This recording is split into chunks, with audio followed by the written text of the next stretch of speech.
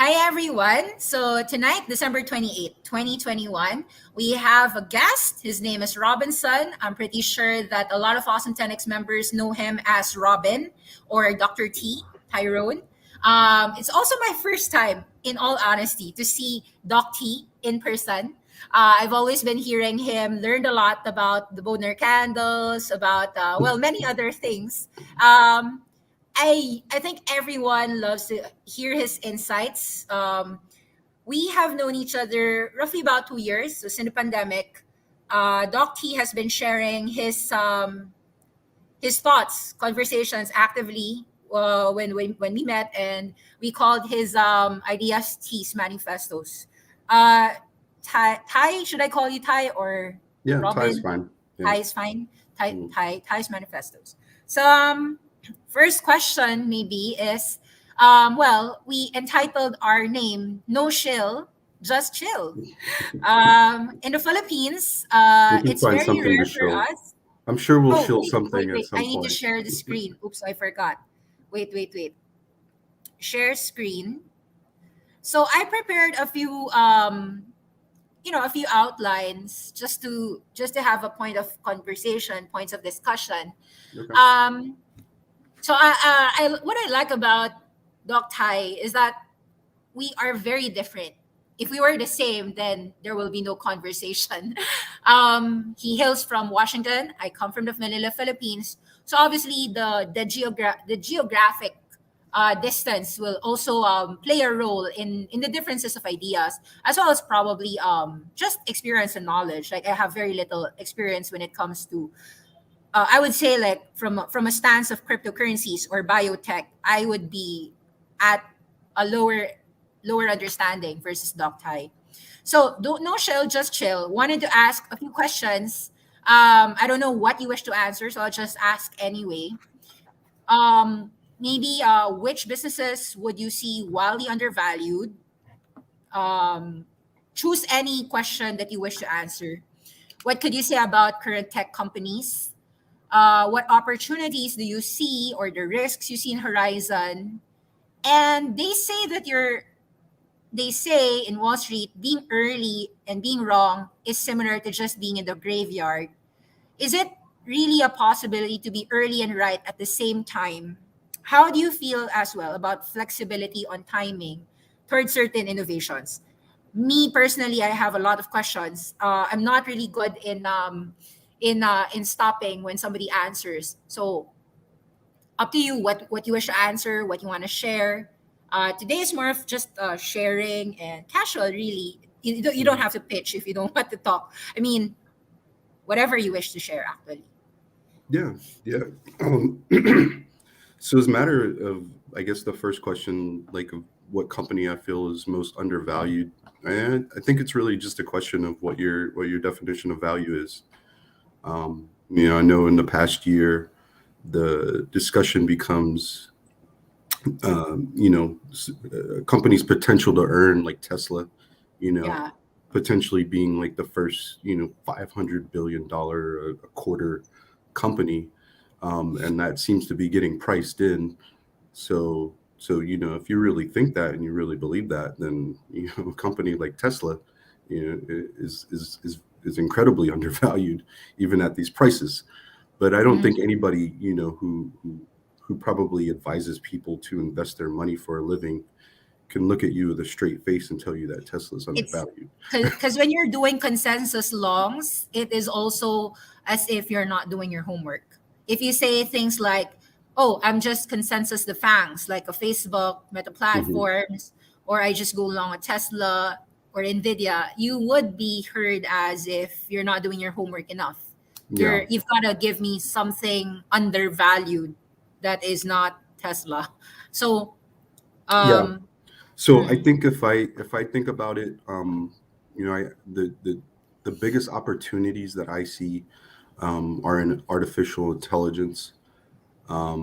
So I think if I gun to my head, like what's going to create more value in the future that everybody just kind of doesn't really, everybody's not on the fully same page with. appreciate.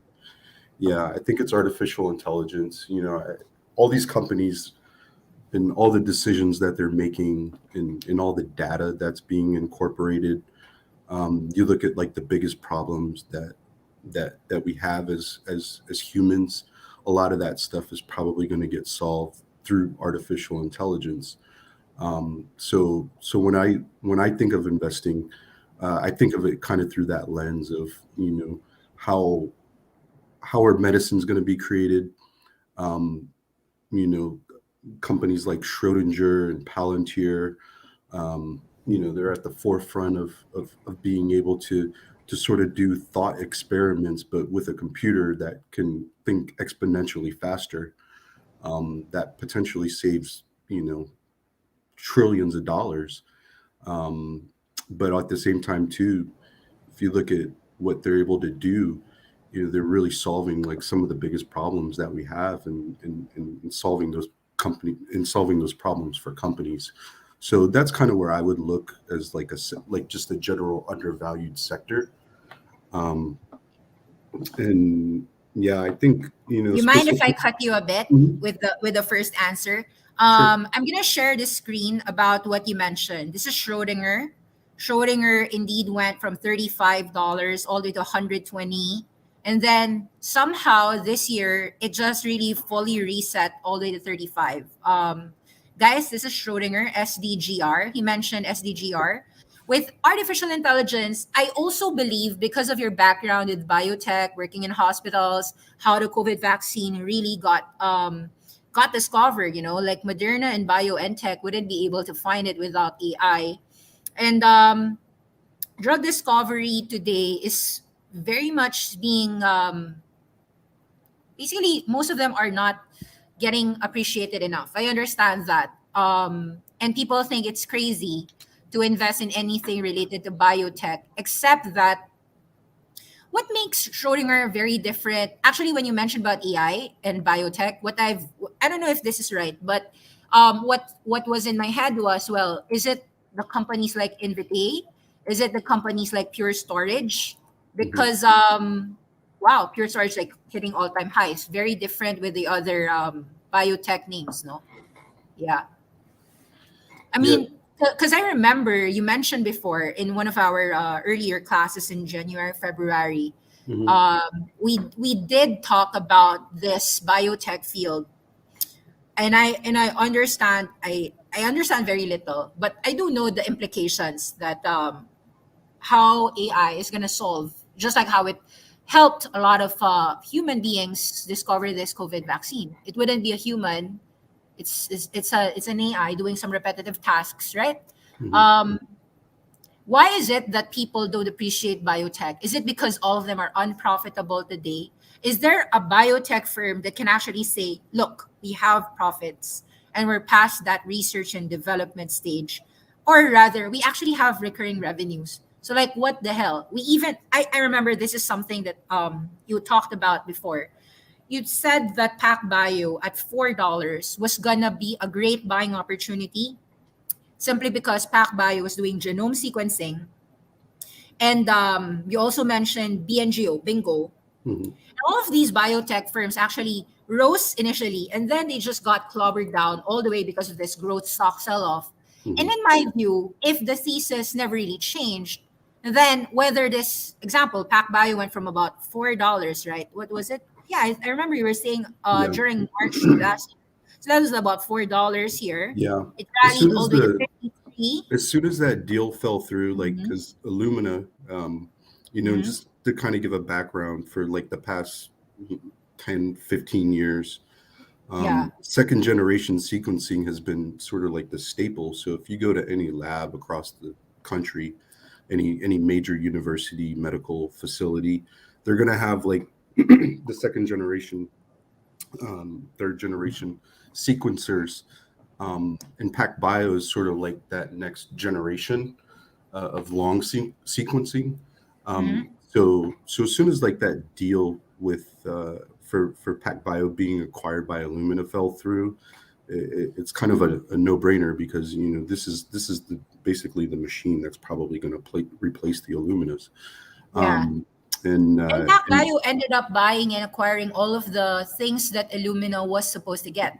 So eventually, like the what was supposed to be bought, Illumina, who was supposed to buy PacBio, ended up Mhm. being the buyer of most of these startups. Actually, talking about these M&As and acquisitions, um, do you think that AI companies today, which are evidently just NVIDIA or AI or Palantir, those are the ones listed, would they eventually have to work? I mean, I've seen Palantir work a lot with healthcare Mhm. SPACs.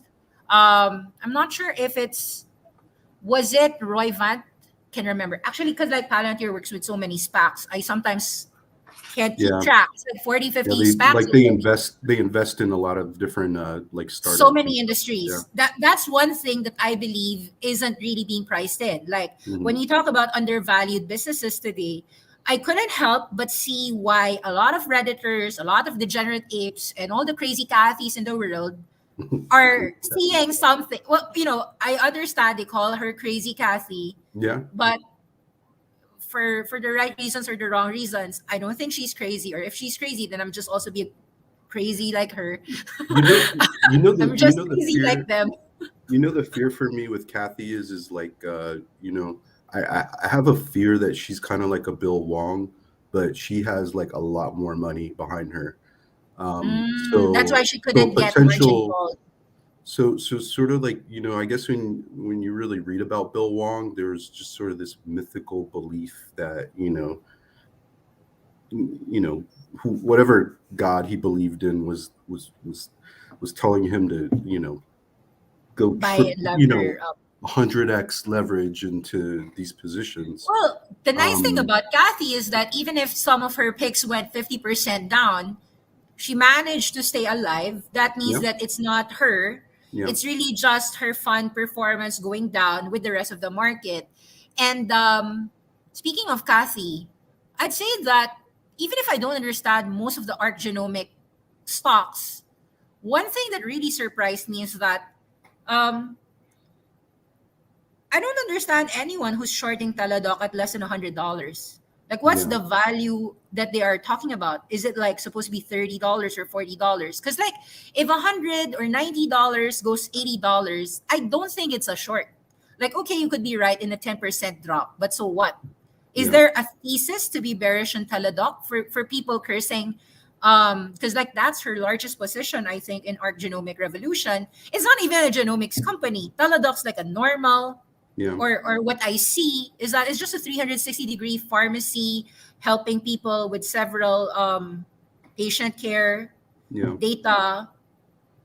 Why would the It's kind of like market I look punish at, healthcare that much? well, I think whenever for whatever reason, as long as you're not talking about like the AbbVies and the J&Js of the world, Mm-hmm. like the Mercs, whenever you sort of, when we get in this situation like we had going into COVID, where there's like, we're going to create all this liquidity, and the rates drop. I think that's when you sort of get like these very innovative healthcare companies that get basketed in with the tech, and Mm-hmm. so everybody sees this as the future. They know it's coming. So they're they're spending their money based on the future earnings. Well, now that we have like this threat, basically this whole taper and rate hike is being priced Mm-hmm. in since like February, March last Since year. Feb. Yeah. Yeah. And so I think that's kind of like the whole thing with it is they just get lumped in with those. I don't think it's an indictment on the future success of Teladoc in any way. I think people are just very efficient at making money on the way up. And they're even, a lot of people don't know how to make money on the way down. So for them, it's easy. They're just making money, um, Like on the just way make money down. on the upside and on the downside. So Yeah. the way I see it is that the stock market would just inflate anything that people find safe. And when it starts going down, like example, there Yeah. was a time when every momentum would just buy Upstart, And if you actually ask them, do you understand AI Oh, lending? Where we yeah, I talked saw about that artificial guy. intelligence. I mean, I saw like a lot of people just talk, Like, no, I what? don't understand AI What? lending. I didn't What? hear I like you. bought Upstart and then it's an AI lending firm. Like, do you understand what it does? And I like and I kind of laugh at people who say that growth stocks are dead when in fact a firm is a growth stock. Upstart is a growth stock. CrowdStrike Mhm. is a growth stock. Cloudflare is a growth stock. What the hell are you talking about? Like cybersecurity, Sentinel One is a growth stock. Is Robinhood a value name? I mean, Robinhood was pumped like that. Rivian was pumped like that. So, like, I think I was just really cursing Kathy for her outperformance. It had Mhm. nothing to do with growth stocks per se. But of Yeah. course, you could argue as well, and I would argue sometimes, how Kathy buys is also just, I mean, she already knows that people are already shooting her down. Mhm. But what I don't know if it's like crazy indeed, but she just has, and I think this is also why she would outperform in the end. Because like she can deflect all the negativities and really Mhm. ignore them. And I Yeah. think that is what great investors do. They have an independent mind, no matter what the market or whatever tells them. If they aren't leveraged, like I Mhm. understand what you're saying. Bill Huang was leveraged to the hilt, that's why he was dead. But if she isn't leveraged, like she isn't, right? Because she's got those money flows, she's Mhm. got those supportive team. And I believe it's not just her making the call. She has a support team of so many analysts who are ranging from the Gen Zs to the millennials to everyone in the crypto community. You know, everyone in the Tesla community will tell her what she needs to know. Mhm. So she doesn't really have to do much research. What she just needs to do is do marketing on what these children of Reddit do.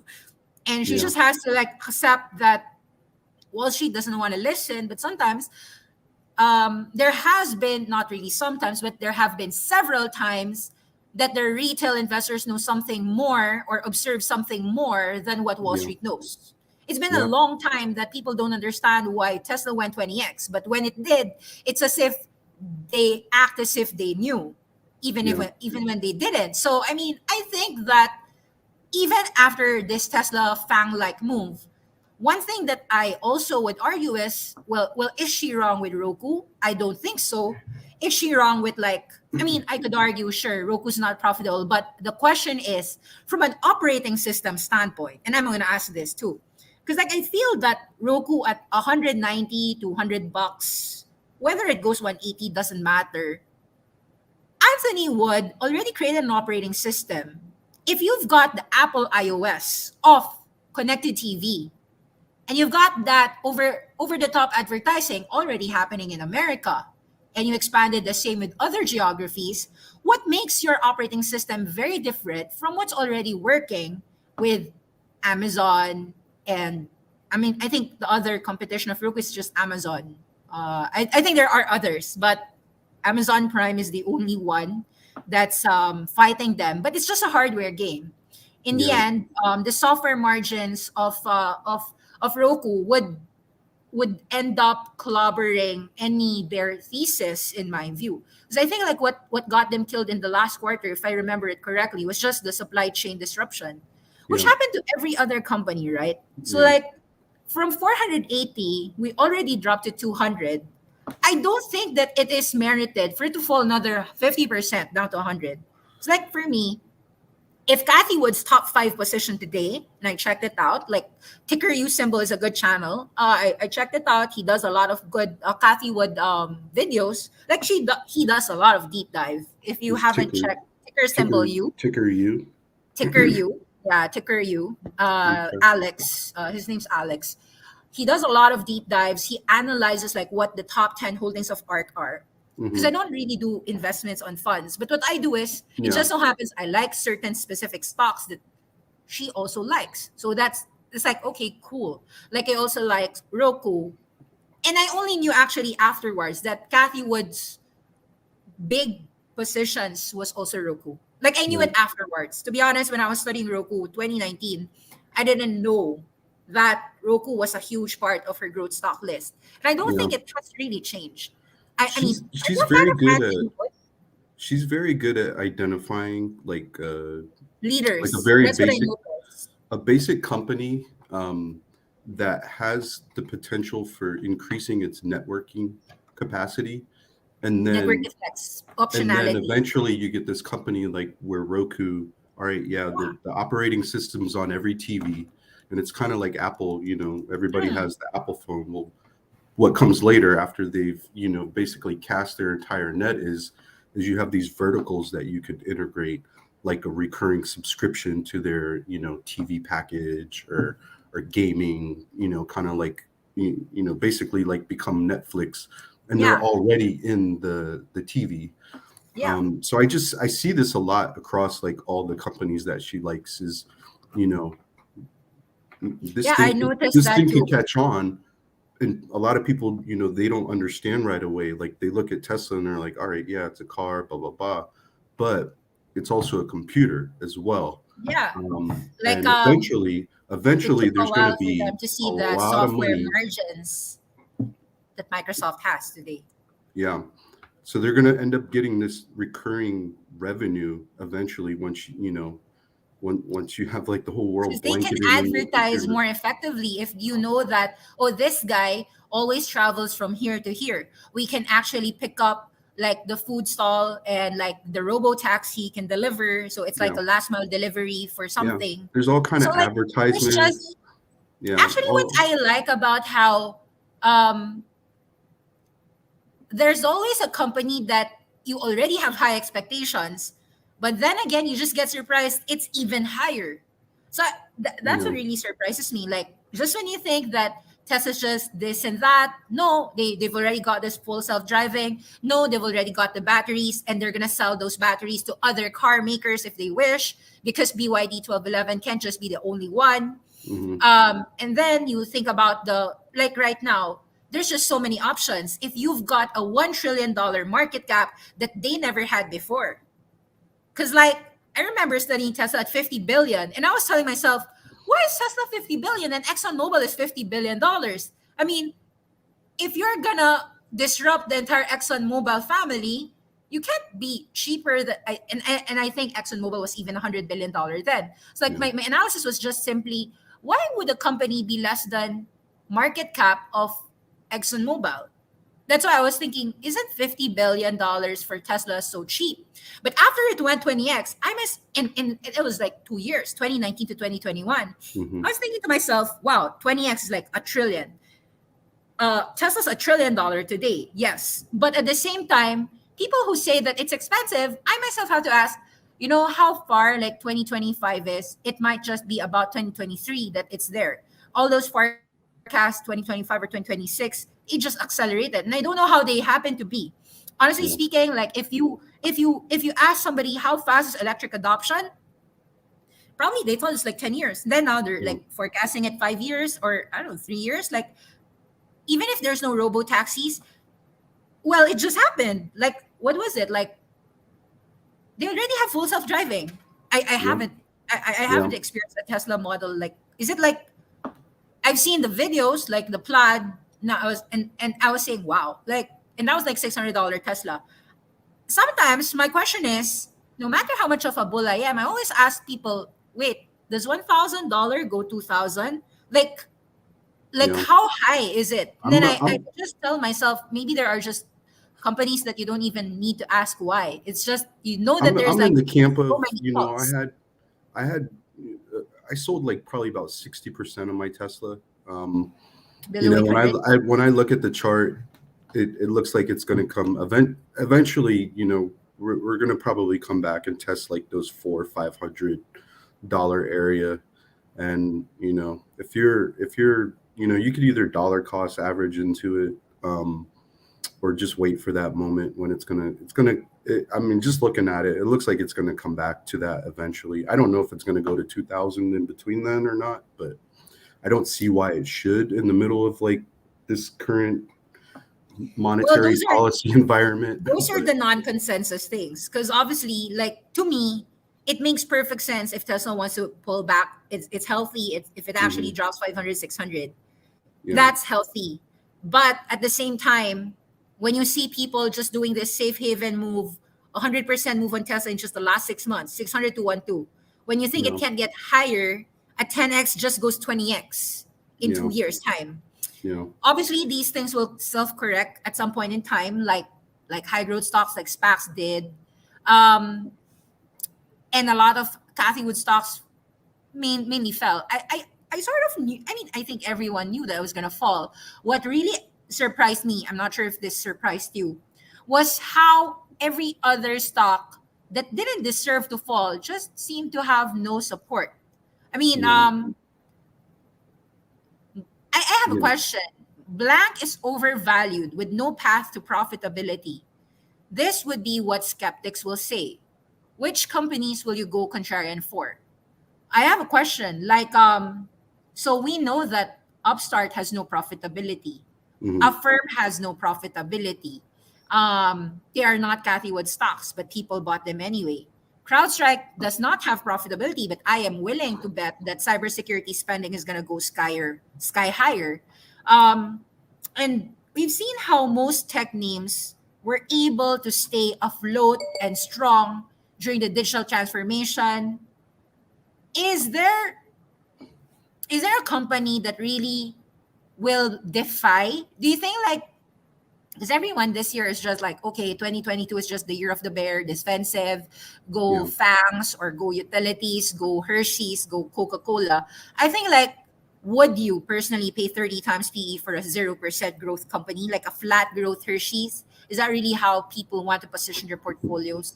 Yeah. I mean, it's not value when you're paying 40 times something a zero growth. I mean, you can crucify somebody for paying 40 times when the growth is 100%, because maybe 40 times, it could be 50 times, or it could go 30 times, so what? But I ask people who, I don't know if I'm wrong, but when they're paying like 40 times or 30 times and they're preaching value just because it's a Colgate Palmolive, or it's a Yeah. Nestle, or it's a Unilever, or it's a Procter and Gamble or McDonald's, I wonder, like, as you said, value is just in the eye of the beholder.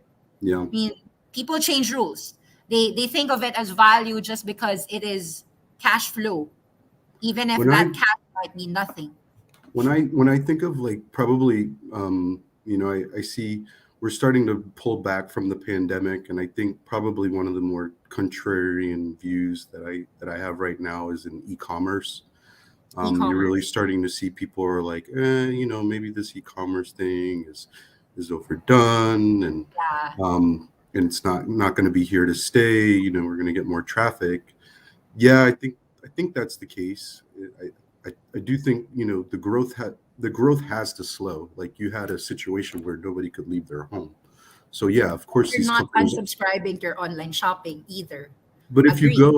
But if you go even before the pandemic, these companies were still growing, and you still, once you start accelerating adoption, Have that you seen the anti-Bezos Bloomberg I Business Week haven't on Shopify? I What you just haven't. mentioned to me was actually part of one of my points of discussion. I was gonna ask something about what secular trend do you wish to place conviction, and I was gonna make you like choose. Was it gonna be the growth potential of the metaverse or the Yeah. monetization of that? Is it gonna be the global growth of e-commerce still staying strong? Yeah. Or is it going to be the feasibility of blockchain or AI in several industries? Or is it going to be climate change? Actually, those were the only four trends that I wanted you to give a ranking, like among those four, because Yeah. I think like those are the four main themes Hmm. that would probably dominate people's headlines. Either Yeah. they're so bullish on the climate change aspect, renewable energies, uranium, lithium, whatever they want to call about it, the batteries, or they want to discuss all about the sustainability of this metaverse. Or, I mean, is it going to be monetizable, or are we just talking about virtual reality and then forget about it? Yeah. Or are we going to really focus on AI and blockchain in several industries? Because, like, blockchain can handle so many industries. So Yeah. it does not have to, because I think like what the problem of most people is that they are speculating. But if they really understand blockchain, then we have to see it happen in either stock market tokenization or Hmm. real estate tokenization, or at the very least, like if you want to protect people, I don't know, like currently. There's like some areas where you already see the adoption, and that's why I kind of bring up e-commerce, because I think that's something, when I look at it in the most simplified version, is is what is most important to people, how they get their food, how they get their medicines, Yeah. their clothes. I mean, basically, your survivability at this point, and this has been shown like in the past 2 years, is probably going to be very reliant on e-commerce. You know, in Throughout the the rest of Philippines your, like, too. that's not going to change for the rest of your life. So when I kind of just look at something that is like, this is solid. It's not conjecture. It's not speculation at this point. This is, this is legit how the world is going to run. And so, when I see these opportunities, especially looking at companies like in Asia, that are just growing exponentially as well. So like Kupapong, and I'm still strong Kupang. Kupong, Yeah. and I'm still a strong believer in C Limited, and even Baba. Like I just bought Yeah. Baba the other day. Um, and when I look at that, it's just like Speaking there's of no. which, Kupang just hit the double bottom apparently. So after a 60% decline, can you share the screen here? So Uh, those are kind of like the I would say Coupang is probably a perfect example of like Korea. no path to profitability. This is a sector where it's not going to be as great as everybody thinks. That would be kind of my Coupang would probably might be my contrarian pick. I've watched a bunch of interviews with the CEO, and some people you just watch them speak and deliver You understand the that they, yeah, idea it's behind just a what they're trying to $50 do, company. and have sort of like this pathway to success. I really, I really like that one as kind of like I really see that kind of like C Limited, in Mm-hmm. 2017 sort of situation. They still have some other verticals that they're probably, they have a lot of cash on the books, and they're going to deploy it in some way, whether that's in fintech or some other kind of, you- but I have confidence that the CEO for the company, and that there's good leadership there that will deploy that cash. And you have, Korea is, just people are amazing, super smart. I kind of think of them as like this up and coming Japan, Singapore sort of economy, and yeah. So I really like Coupang as being like, if I had to Yeah. pick one. Well, both of them, Kupang and C Limited, they remind me about how most people loved Amazon. They love the story. They know already the business model works. The thing about global growth e-commerce, whether you ask Shopify or Amazon, is that they know, and even like Bill Gates, they'll always say, well, the world has always been underestimating a trend because like it's so simple for most people. I also believe this the same thing. If you just ask yourself, who are the tycoons of every country, like in the Philippines, you'll see that it used to be Henry C. The In the Philippines, we have these malls. So the tycoon of the malls is owned by a family, the C family. And then they ended up eating from e-commerce, from commerce as in traditional retail to eating up the banks, and then they ate up properties. Because eventually, like if you're Amazon, you're making a lot of money in a certain sector, you end up getting more capital to deploy it, logistics, delivery. That's what happened with Alibaba. And it's also what happened to the next billionaire, which was Pintuotuo.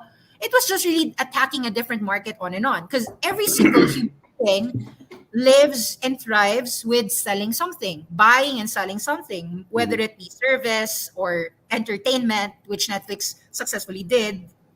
And I feel as if like, I mean, even from the fans, sometimes when I think about it, you dominated a global community with Facebook and Google. So I still don't see a reason why they will not keep on growing. And I mean, so I understand why people would overpay. And I think about it, doesn't matter if they overpay because there's no replacement as of yet. As of now, I still see any small business enterprise, like I myself might not be on Facebook, but I have no choice if I'm doing a business to be using Instagram if my business has to do with selling food, for Yeah, instance, yeah. or if I'm selling a lifestyle. or if I'm doing makeup, whatever it may be. So there are certain platforms that just couldn't change. And I was like thinking actually in the Philippines, how people criticized all of these Chinese firms like Alibaba and Tencent. Okay, speaking of undervaluation, yeah, I can understand political hangovers might take 5 years. I don't know, maybe. Yeah. But at the end of the day, it's not just about the cash flows or the numbers. I feel as if no matter if the situation never changes, like for the entire decade, China's gonna be China. It's not gonna change. What are your thoughts about? Because I have a feeling that a lot of what's being priced in right now with some of those companies was the nationalization of the data that they use, Privatization. and them being able to monetize the data in various ways. So I don't know too much about that. Um, even like all the FANG companies here, a lot like Google, most of their riches are made from monetizing the data. But they So it don't would be sell kind of like private that. It would data, be like right? They telling sell it Google. as a whole. It would be like telling Google or Amazon, like, hey, like, the government comes in and says, the data that you have on people, like, yeah, you can't monetize it the way you used to. Like, how do and I have a hard time wrapping my head around how much that really impacts Alibaba. And it's something that's not discussed, but I think that's like the overwhelming factor that's I getting think priced what they in with it. usually do is they ask people nonchalantly to agree that they are really selling their data for free services. Because Hmm. it's often said that, well, you got it for free. So obviously there's a product here that we're selling and that's you, your preferences, whatever. I don't know, like for convenience sake, Alibaba has so many tentacles. Yeah. If they lose Yeah. China in a certain manner, I don't think it's the end of the world. They still own Asia Yeah. Pacific. And that's just what but of course it's an obvious blow. It's just that most of the blow has been priced in as well. So like the market Yeah. already knows that it's going to be negative for a while. Yeah. Um and I Yeah. just couldn't It's wrap hard. my It's hard to head. own I, those I just companies right I now, mean because I especially just couldn't being, I couldn't especially. wrap my head with the Yeah. banking system because, like in China, you couldn't even operate anything without Alipay or WeChat. Hmm. So, like, I don't do a lot of deep dives in China only because when it's monopolized and controlled, I just think Hmm. about what Peter Thiel said. It's a 0 to 1 game. If Hmm. I'm like owning Facebook, I don't really care about the competition because I can like eat that up. I can just follow it up. Like IG was just copied from Snapchat. Who cares? Reels is just a copycat of TikTok. Who cares? I mean, Hmm. at the end of the day, I see people using TikTok. I also see people using Reels. At the end of the day, they'll use both if they wish. Because Yeah. ByteDance successfully just managed to beat Facebook on their own game successfully with AI. They Yeah. still use AI there. I mean, I love Google because I don't want Google has been using AI for a while. And myself am surprised. Wow. Like, how would Google know that I would be interested with these types of videos only because I watch blah, blah, blah? So, like, Hmm. I don't know, like, I have I a guess hard there time comes a point investing where in. people would sell their data for convenience. And I might be a person who's like, for instance, if people are saying that Tesla's going to have digital advertising, okay, that means Tesla's going to own a certain private data. So maybe in the US it's not a concern, but I don't know. I think there's just too much talk about privacy and concerns. Hmm. As long as they're not, um, or maybe because I was just not directly victimized about these private issues, that I don't feel much concern. Could be because like I'm not a politician, I'm not like some celebrity. I don't really care about who knows about my address. Like, Yeah. so what if you know like my address? Like, what the hell do you know about it? So what? Yeah. Yeah. I think. Sorry. But the average citizen doesn't really care about their privacy. I feel they Yeah. share so much on data. They share so much of themselves online. They practically just don't care. I mean, if Well, I people are think the big. flexing things online, I don't you think that. think that they don't care I about their think the. privacy? I think the big barrier, when it comes to privacy, and when people really understand that, if you're getting something for free, then you're the product. Yeah. Um, and I think in a lot of ways, this creates a very big wealth gap. So essentially, you're providing a service to a company for free and making them the most profitable companies in the world. And, I don't think that, if you have a truly capitalist system, that is not sustainable. Um, and that's probably why the blockchain The Web um, 3.0 and happens to help decentralization this. Yeah. Happens to work. um, eventually people are going to be able to take ownership of that data through Web3, So that's like the and being Brave able to browser, monetize it. basic um, attention token. yeah.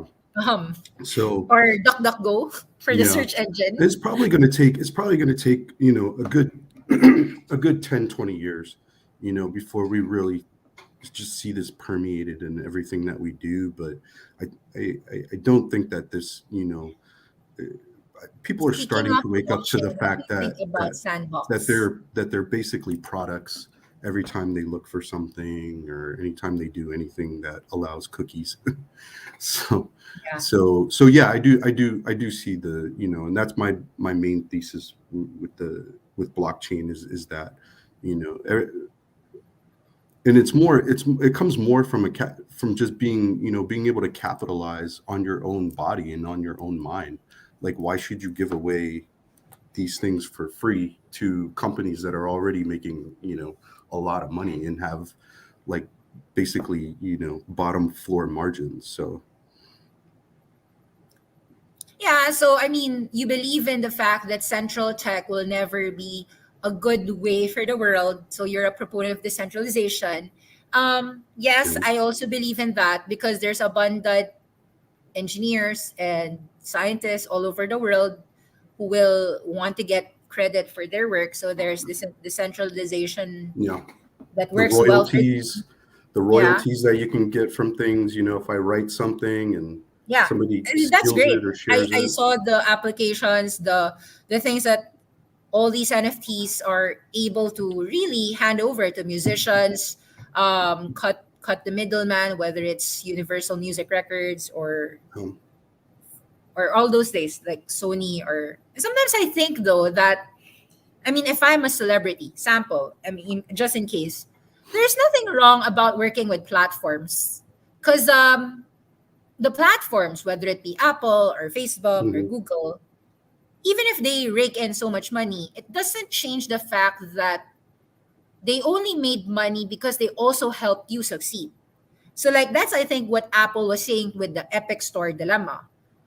I understand that Epic was saying you're getting 30% from me forever doing mhm, nothing. So I would go with Epic there. But at the same time, you wouldn't be Epic Games if in the first place you weren't with Apple. It's only because you're so big now that you can fight Apple. But how about all those indie game developers out there? Those are the long tails that Apple helped.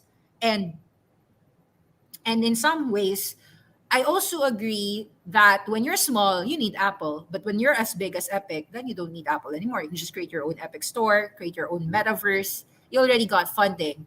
But the indie players, the super small ones, they'll need YouTube. Like, okay, I'm not a celebrity. I need YouTube just to get noticed. A person selling something needs a Facebook, Instagram. yeah, So disrupting all these hegemonies wouldn't work as well. Because without their high profitability, who's going to invest that AI? You'll end up with so much fragmented crypto projects that will end up just being zeros in the end because they don't have enough funding to go through 5 years or 10 years of no income. I yeah, mean, I was telling somebody, if you were going to scale adoption, Netflix took about 10 years, or I think more than 10 years, just to hit yeah, profitability. yeah, And they're Netflix because every episode there had to be paid for, and Netflix couldn't scrimp on that. If it was a $50 million budget or for that content, they had to spend, I think, like $5 to $6 billion.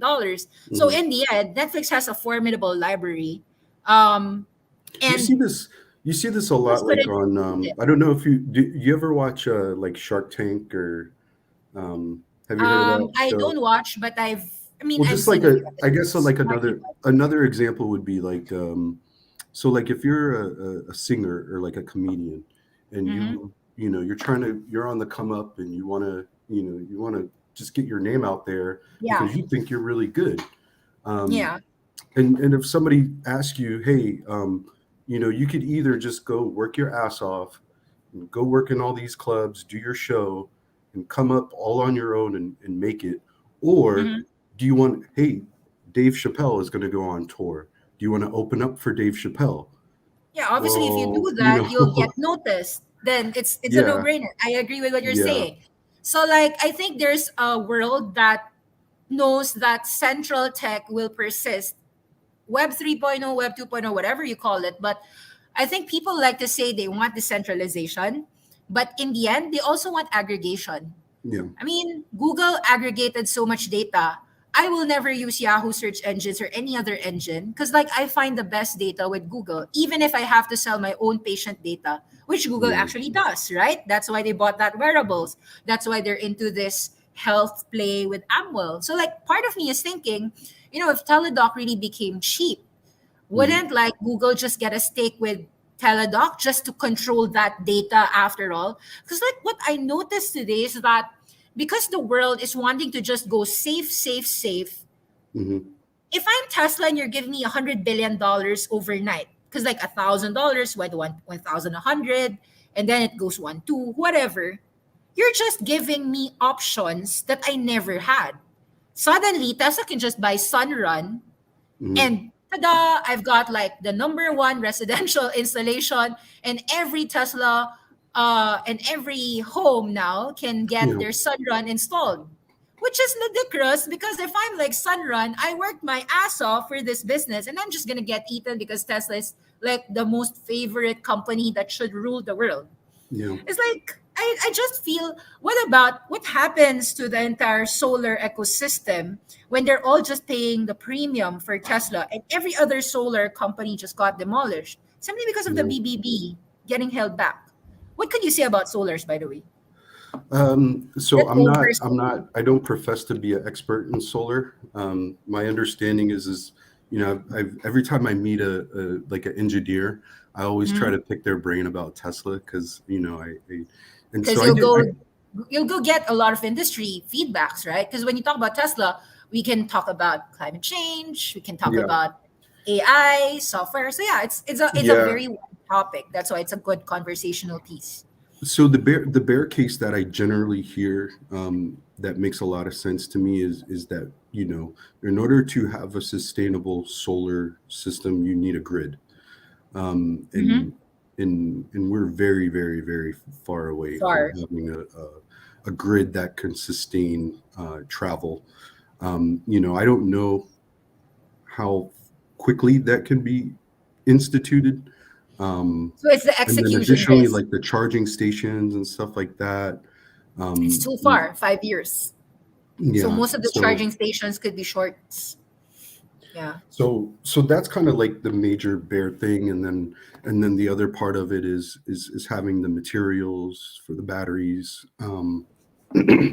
So And it's limited supply. I don't profess to know everything about that. um, and so when I think about it, I would rather bet on the company that, you know, it looks like it's gonna be the best in solar, which is Tesla. um, I guess if you wanted to kind of go like the EV charging station route, that one's a little bit more of a tough call for me, just because Mhm. there's so many. I don't know how that's going to get adopted. And maybe there's some company that comes out that just has like these super fast chargers, and so I feel like I would rather wait and see how that plays out. You may still have the potential to have like some of these gas companies like Exxon and Chevron You know, I'm sure they're in discussions about, hey, what are we going to do with all these gas stations that are all over They the already world? converted to charging stations like Yeah, Store Dot. They've invested there. Because the nice thing about being rich, like Walmart is, or being rich like ExxonMobil, the reason why hmm, they were able to fight the incumbents very fast, like Walmart had to fight an Amazon, and whether people admit it or not, I think Walmart still has about $300 billion of sales, which means yeah, that they weren't eaten up by yeah, Amazon. In fact, they retained and grew and yeah, basically all-time highs, not just because of consumer defensives. A lot of people talk about Walmart as a value name. I never thought of Walmart or Target or Costco as a value name. yeah, I saw them actually as e-commerce because yeah, I've seen them as e-commerce ever since I studied them. So yeah, whenever the people talk about it as if they are value names, I often wonder how much do they actually know about a company? Because maybe 10 years ago, it was probably just a supermarket. yeah, Walmart just had everything traditional, like what SM in the Philippines is, but not today. Like, I think you can get 1 day shipping on Walmart, and I'm just like reading about it. It's not as if I even experienced it myself. So, like, what value supermarket are they talking about? Walmart yeah. is Well, e-commerce. Walmart is same with Amazon e-commerce, yeah, but not that highly valued versus the rest. So maybe you could argue, yeah, the Walmarts are like fake values. They're real growth names. yeah. This past You year know, was like the first time I ever invested in some like retail names. what retail name? By retail, I mean like, you know, like clothing stores and stuff like that. You know, Apparel. I'm like you. Like I prefer to invest in things, you know, that I feel like are going to be the future. Maybe I'm wrong. I have to admit, this year I was like so bad because I kept on hiding in names that I believed upon, even if I knew that growth stocks were gonna get killed. Hmm. Like I knew that the risk aversion play was just go with an Apple or go with the fangs. Yeah, Yeah. sometimes I find myself a little bit, I don't know why, but yeah, but seeing the market today, I'm checking it. Oh, Number one, I think that there's I just haven't even looked at it. it's Um, okay. I took a look fast, a few days ago. I just checked. Um, for all things said and done, people like to listen to narratives rather than mhm, actual numbers. yeah, For some reason, I remember you and we mentioned. I didn't know about. You remember when you talked about Aqua Bounty with me before? Like I yeah, think yeah, you said Aqua Bounty, check it out for hmm, dollars. Eventually, it went to like 12, and just checked it recently. Aqua Bounty is like $2 yeah, nowadays, and they yeah, got a secondary offering yeah, just recently. yeah, And when I last checked about it, apparently they've just opened a new factory, yeah, so that means that their sales revenues grew. hmm, They just launched their first genetically modified salmon being eaten after 25 years of research. yeah, So it's not me talking about unprofitable companies. I get it. Some people will never invest in unprofitable companies. It's like telling me, all right, 20 years ago, that means you're never going to invest in Netflix and Amazon. And nowadays, you're just saying that you've got Netflix and Amazon. Haha, talk to the hand. I mean, to me, the people who say that they're not investing in unprofitable companies, it, it's a matter of timing. yeah, It's a matter of timing because, like, you have to ask yourself, what's the cost? If it's cheaper cost and we really have to sustain food, I think most people don't know if they ate a genetically modified salmon or they hmm, ate, like, as long as it tastes salmon, nobody yeah, really knows if it was like lab grown, yeah. land based farm, or was it really taken from the sea.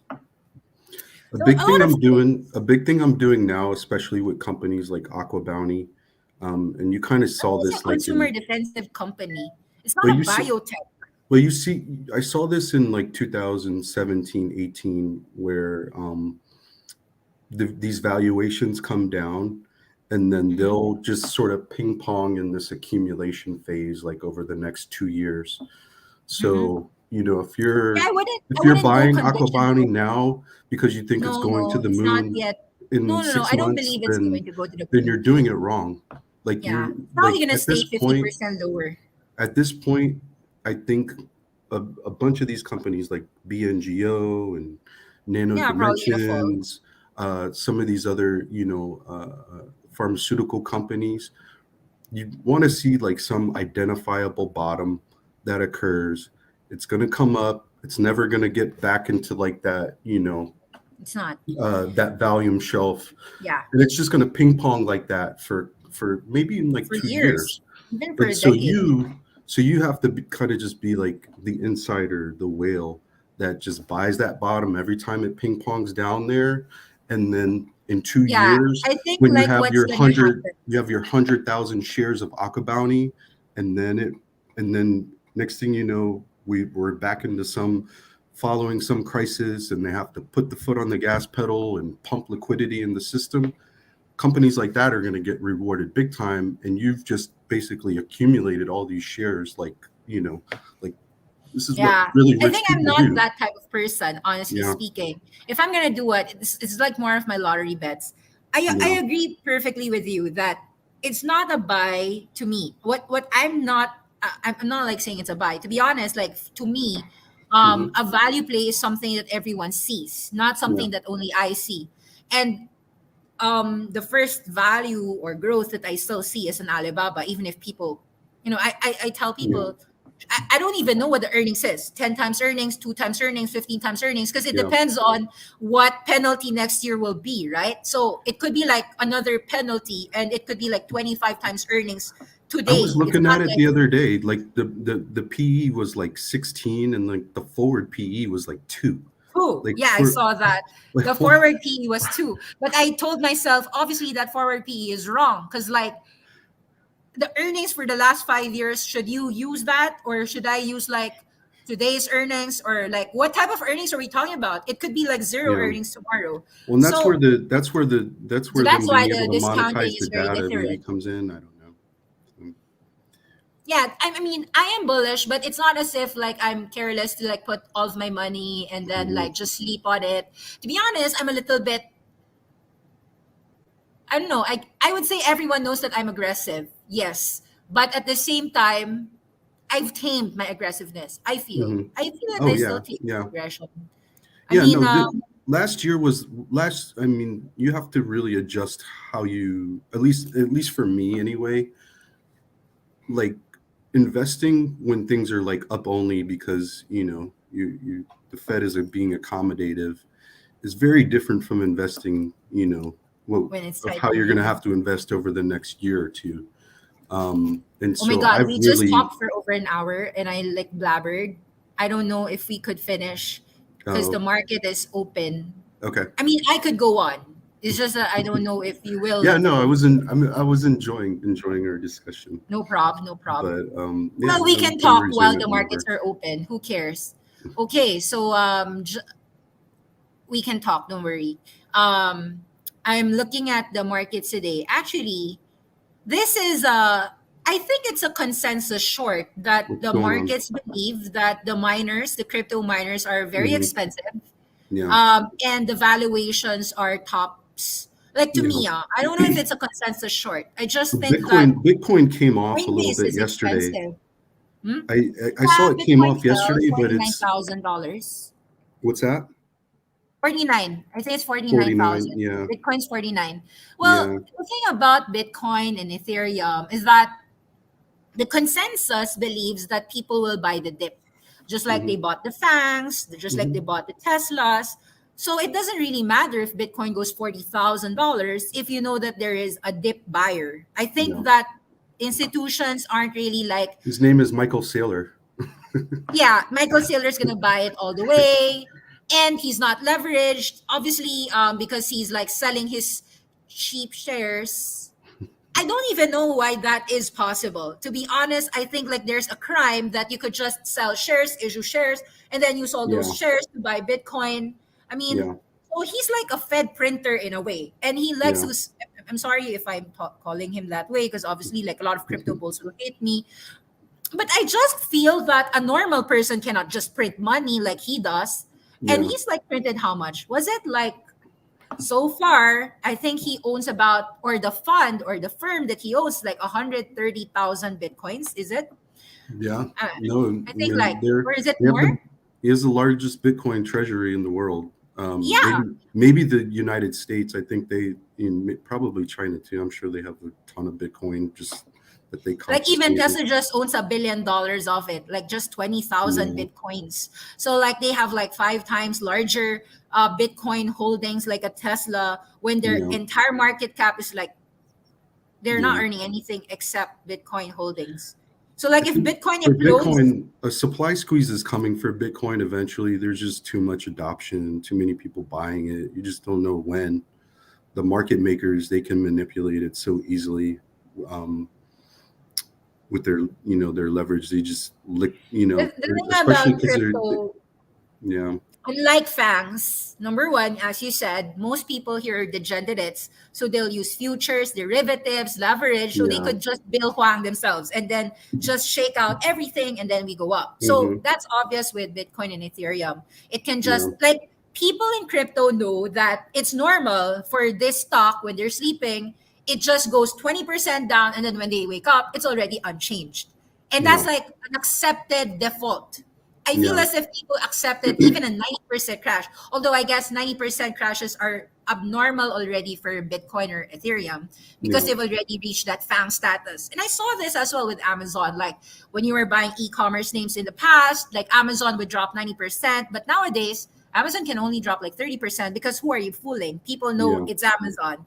I think yeah, like we've come at a stage when Bitcoin's already like more than 13 years old that even if Bitcoin falls or Ethereum falls, there's always like a liquidity provider, whether that be a stock market hedge fund manager who didn't hmm, have an allocation and now suddenly wants to put a 1 to 2% allocation there when it goes 40,000 or 35,000 or 30,000. Doesn't matter really because the percentage allocation they have is vastly smaller than the retailers. yeah, See, like the Bill Huas are retails. They're not like Michael Saylor types. Michael Saylor is like the different god here who just has yeah. a viewpoint, and I really think that Whenever I feel bearish, I just go watch a Michael Saylor video, and then and I usually buy some Bitcoin like five he minutes later. changes.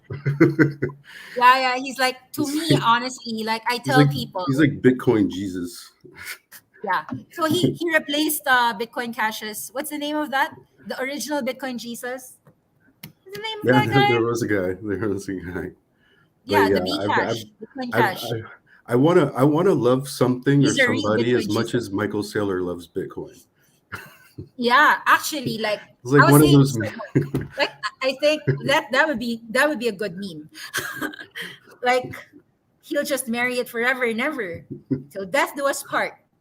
I can't seem to find a normal human being who would be up billions of dollars of unrealized profits and not give a damn. Yeah, Like, wow. So yeah, he and Kathy are the same. Sometimes I'm also surprised how somebody, and I think that's really what separates these investors apart from normal human beings. Because, like, hmm, a human being would at some point think that, hey, I gotta hedge some of these profits. I gotta do some insurance covered calls so yeah, that if 50,000 fell 45 or 40,000, then at least I have some of the capital of these investors intact. Because hmm, end of the day, he's like leveraged to the hilt. What yeah, he does is like when it goes down, he just issues another $500 million of debt, and yeah, then he just buys Bitcoin because he says it's just 1% interest rate. Like, yeah. okay, 1% goes 2%, 3%. So I mean, I don't know how. I don't even know why the I'm just shareholders allow him to do that. I'm just excited to see how it plays out. I mean, I hope it works out. I always say I know the bottom of Bitcoin will be when Michael Saylor gets liquidated, and then it's like, all right, now we're How gonna would go you up. how would you liquidate 120,000 bitcoins? Oh I my mean, god, when Tesla was selling just a billion or what $11 billion worth of $1 trillion company, yeah, the market was already going haywire with a 20% drop. yeah, And that was not even fundamentally related. It was just Elon Musk is selling, I gotta sell. yeah. So, like if Michael Saylor started selling Bitcoin, you could understand the fraud running happening all over. Like Oh he my probably needs god, to short yeah, yeah. That would himself. break the internet if Michael Saylor sold. Oh my god! If he just said, I "I don't sold know, like 5%," like I what sold like five like percent what of my computer Bitcoin algo holdings. button is there the Michael Saylor, that has to be like a very He large has to red have a button. Twitter account like Elon, It's just right? like Like no, but I think like he wouldn't sell. To be honest, like what I think would happen Mhm. is like he's just gonna be like a Kathy Wood type, which is for better or worse, till death do us part. We already know the theme that he'll play, unless Yeah. Michael Saylor has a different. Um, I don't know how he will change, to be honest, because a lot of Bitcoin maximalists they Mhm. would flip sometimes from Bitcoin to Yeah. Ethereum. He does not. Yeah. So The only the I like only his topic, digital the only gold. thing That's I digital worry gold. about in kind of like with these people, that are super leveraged, you're coming out of one of the biggest borrowing periods in history for everybody all over the world, and generally these things end in insolvency crisis. Like in 2007, 2008.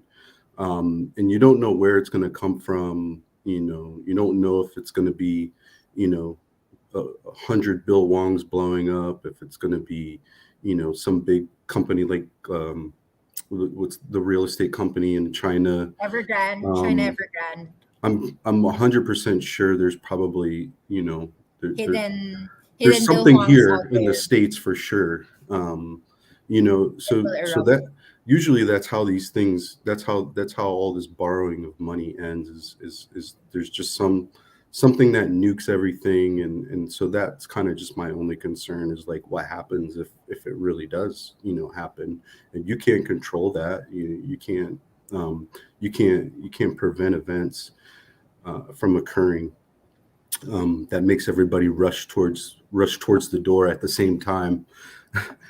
You just can't do it, or else it's like a stampede. So that's why I'm kind of like more of like a just I'm in the mode of just dollar cost averaging and the stuff that I super believe in. Yeah, I'll do like some swings if I see like a good macro setup. um, but outside of that, I think maybe the time for risk taking passed by. 2020 and 2021 were great years. Until first half. Yeah. What's that? Until first half of 2021. Yeah, I'd yeah, argue that the second half was just really ballistically all growth stocks gone. yeah, Except if you're a FANG. yeah. Except if you're a FANG, or except if you're an IPO, or Hmm. except if you are a non-Cathy Wood owned stock. Yeah, I feel yeah, as if you are a Cathy Wood growth stock, you're dead.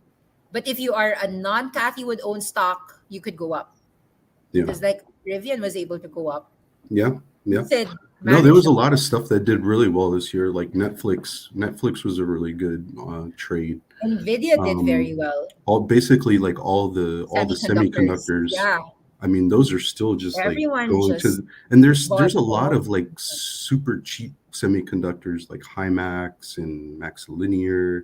There's a lot of them that people just don't talk about. That the indie semiconductor, and these are those are probably areas. I don't know if it's just going to continue to be up only, but maybe it will be.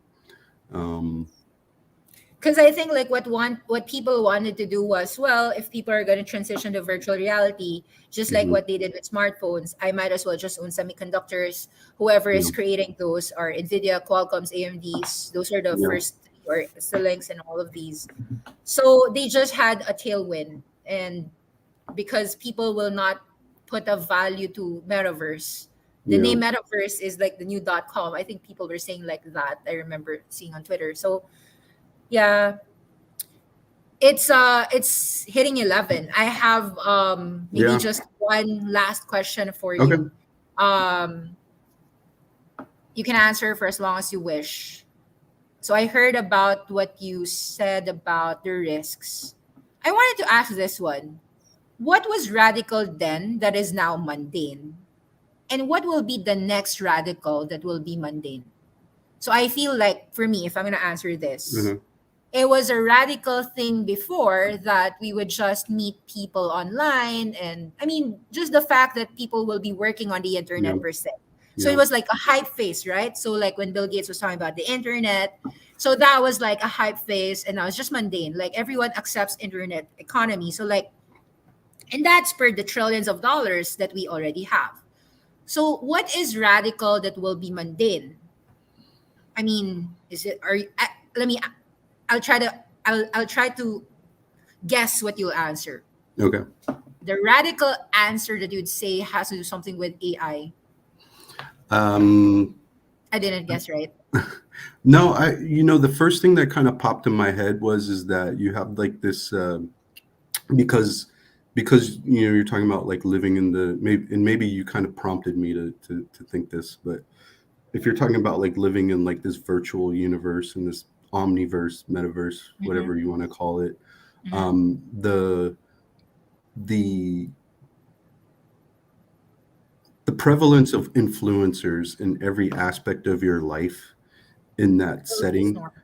has the potential to be just everywhere you go, so I guess it's kind of like if you go walk down the street in some countries, you just have people like, hey, buy this, buy that, Mm-hmm, and so the metaverse, potentially, it's virtual, but you could also have just like everybody's an influencer, mm-hmm. shilling whatever. So that potentially I could be found it, like, I found it really radical when I saw that the Chinese live streamer, like the Kardashian of China, had to pay mhm, $200 million in taxes. yeah, And when I checked, like she had to pay a billion because like $200 million, like what's she pays that? more taxes than 10 Elon billion Musk. pesos? Like in the Philippines, that's like what the, Yeah, $200 million, and one person managed to make, was it right that I saw she like made a $10 billion sales? oh One wow, person. Yeah, like I was saying, what the? I think it was yeah. 5 billion. Sorry, I think it was You five already billion. see it now. Like And I was thinking, Roblox just did $1 billion of revenue, and that's Roblox. If one person can sell $1 billion of yeah, lipstick, sorry, more than 5 times bigger than Roblox, what yeah, made me think that Roblox is gonna be big is like one person doing e-commerce in the metaverse in the future is like what Google today can do yeah. if we are in Roblox, if we are in Sandbox. I was just gonna ask, like, do you think like all these Sandbox, Roblox, the Central Land, all of these are? I Yeah, I mean, don't know. how could we ever know? Like, who Yeah, knows, right? yeah. I'm not good It's with the. radical.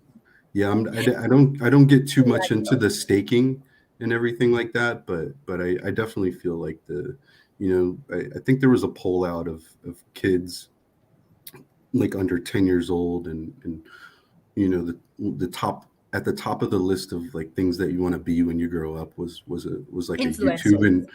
YouTube influencer. So Yeah, I so saw so that. I think I so if read I had this. to say something that was like once radical, it was just like everybody's doing it, and it's Yeah. kind of moving that way. So In the Philippines, all right. I was telling my, okay, one of my family members said, who's gonna study when they see a Ryan's Toy Review World or a game streamer make $1 million mhm, even before he graduates?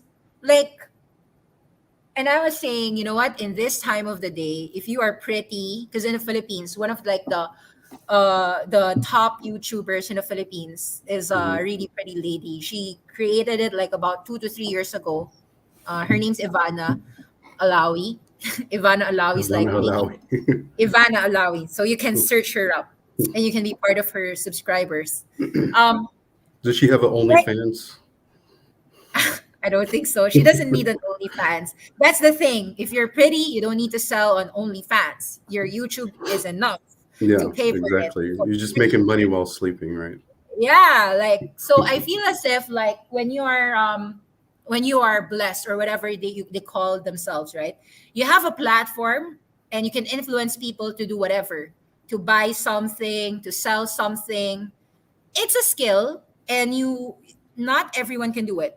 Yeah, Some people need more than beauty to get people to really stay, so they have to be humorous and stuff. yeah, And some people would honestly not watch after a video, so it yeah, takes a while. Like, so getting that niche also is like probably just 1% of that entire streaming community. So you still yeah, have they still are the Taylor Swifts of their world. It's yeah, niche. But the Yeah. niche is like for Via, that was like, wow, your niche is 10 times bigger than Kardashian. So like you can, whoa, like when I saw that, it made me think, actually when I saw the news, it made me think, my, I have to get some belly. I know that belly is like YouTube of China, and like every digital advertising would have to end up either using a Bilibili, or I mean Hmm. for the Gen Zs, because that's Yeah. like their version of TikTok. They're using that, um, or they're using Douyin, or Yeah. I think they're using Douyin more Yeah. rather than I have a Kuaishou. I have a hard time investing in like social media. Like I've tried owning like Twitter in the past, and you know, you ever just Lack of like you buy execution. some things and you own them, and you're like you just don't like owning them. You don't know. I don't Well, know. So I've always had this personally, problem with social media companies. Maybe the only one that I like still own, and is Facebook, Google. Is Google Google, and YouTube. Facebook, and Google. So Yeah, but outside of that, like Facebook, like I've tried buying them so many times in the past, and I just know myself, so I just like I'm not even gonna try to do. Maybe I'll do like a swing trade or something if it's like a good setup, but Twitter is very hard to understand because Twitter is all about like ideas and people.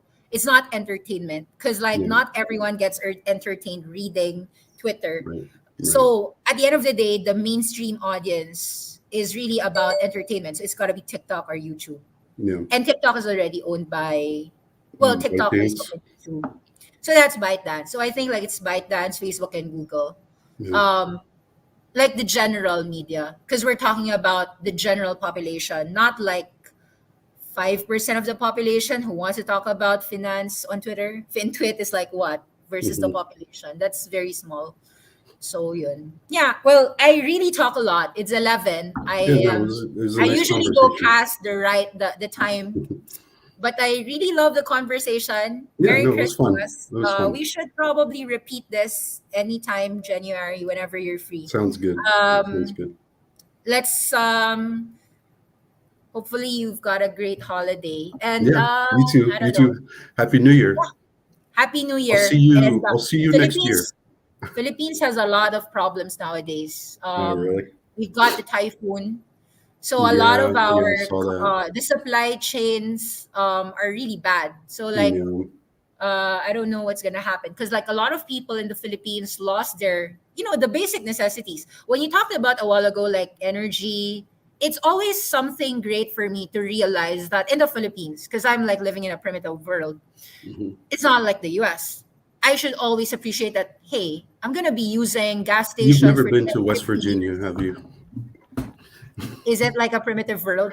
I've never got there. I don't know. But in the Philippines, because especially if I go from the city to the province, I feel as if, wow, they have to spend that long of a traffic just to get the gas. Like we're really living in like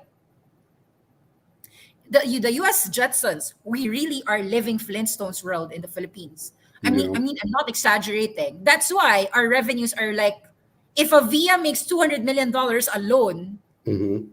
that could feed like an entire province or city. Oh, wait, $200 million is, how much is that in pesos?